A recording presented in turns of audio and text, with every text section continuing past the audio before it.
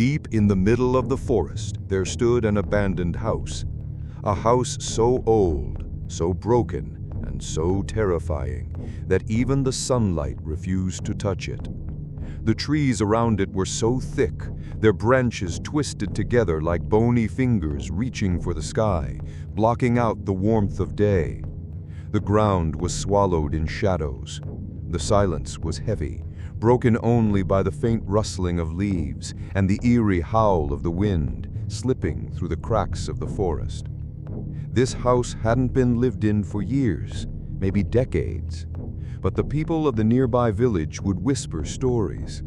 They claimed strange things happened there every single night. Some swore that anyone who went inside never came back. The villagers refused to even walk past it after sunset. Doors were locked, windows shut tight, and no one dared to speak its name out loud. But then, one day, a small boy named Arif arrived with his parents. They weren't from this forest. His parents believed they were only staying temporarily, just for a short while. But the child, he felt something different. The moment Arif's eyes met the broken windows and the shattered door of that cursed house, he felt drawn to it. Something pulled at him, as if the house itself was calling. He couldn't look away. The shattered glass, the crooked wooden beams, the rotting walls, it all felt alive. The forest wind carried a sound, not just the ordinary rustle of trees, but something darker, a whisper. And with each whisper, Arif's fear and curiosity grew side by side. He couldn't help but wonder, what really happens inside that house at night? Are the stories true? Do people really disappear forever? That first night, as the family slept in their small rented home near the edge of the forest, Arif's room grew colder than the rest. The wooden door creaked, though no one touched it. The old window rattled, though no breeze could be felt. Arif's eyes opened slowly, and for a moment he thought maybe it was just the forest playing tricks on him. But then he felt it. The sensation of being watched. His chest tightened, his breath grew heavy, and then he saw it. Faint, almost hidden in the corner of his room, a shadow. It wasn't moving like a normal shadow would. It was breathing, growing. Arif froze. His heart pounded so hard he thought it might burst. And then a voice, a deep, heavy, chilling voice that shook him to his bones. "I'm here. Do you want to play with me?"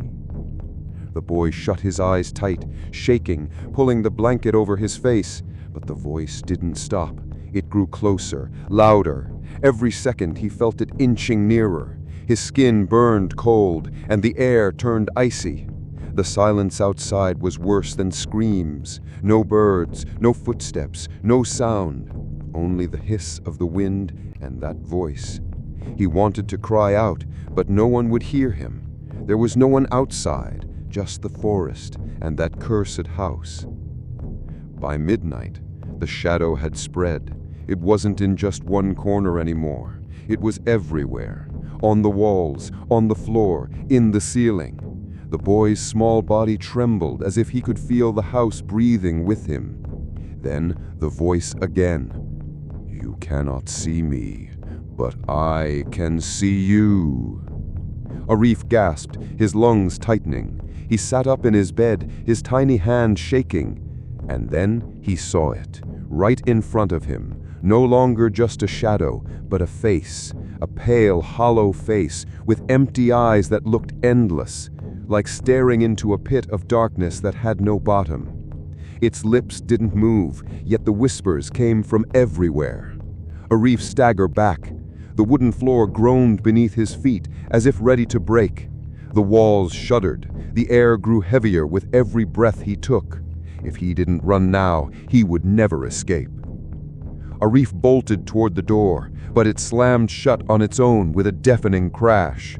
His tears blurred his vision, but the shadow loomed larger and larger behind him. The voice echoed, sharper this time. "You cannot run. I am always here." The boy cried, clutching himself, but he refused to give in. He stumbled into the corner of the room, hoping, praying the thing wouldn't find him. But it was useless. The shadow was everywhere. The room wasn't just haunted, it was alive. The air grew thick, heavy, like invisible hands pressing against his chest. The wooden walls bent inward as if listening to his heartbeat.